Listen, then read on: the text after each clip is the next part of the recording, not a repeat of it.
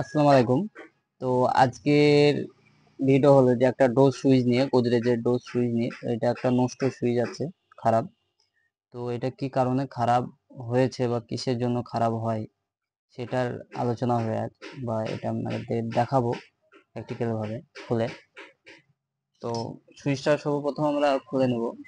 দেখতে পাচ্ছেন এটা একটা ডোর সুইচ গোদরেজের, যেটা যে সুইচটা আপনার গেটটা, ফ্রিজের গেটটা খোলার পরে আপনার যে লাইটটা জ্বলে ফ্রিজের মধ্যে, সেই সুইচ এটা। আমরা সর্বপ্রথম লক দুটো খুলে নেবো, দুই পাশে দুটো লক আছে। এই লকটা খোলার পরেই আমরা বুঝতে পারবো যে কি কারণে নষ্ট হয়েছে জিনিসটা। দেখতে পাচ্ছেন সুইচটা মধ্যে কত ময়লা আবর্জনা ভরা আছে। তো যদি ইচ্ছা করি তো এই সুইচটা আপনার রিপেয়ারিং হয়ে যাবে, এটা হবে না, আপনার এটা বাদ যাবে না। এটা যদি ইচ্ছা করা যায় তো অন্য ফ্রিজে ইউজ করা যাবে। তো দেখতে পাচ্ছেন যে সুইচটা আছে, ঠিক আছে।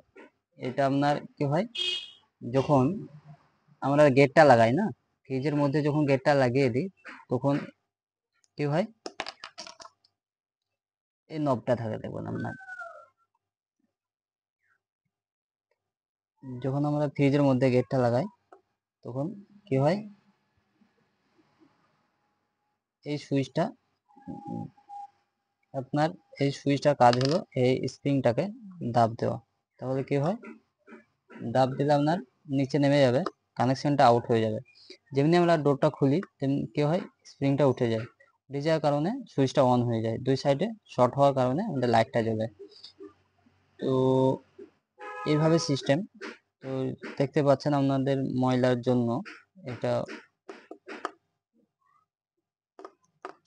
ময়লার কারণে এটা প্রবলেম হয়েছিল। তো আমরা সুইচটা নতুন লাগিয়ে দিচ্ছি কাস্টমারকে। তো এখন আমরা এটাকে রিপেয়ারিং করে নিলাম। এটা আমাদের আবার পরে অন্য কোনো ফ্রিজে ইনস্টল করা যাবে, অসুবিধা নেই।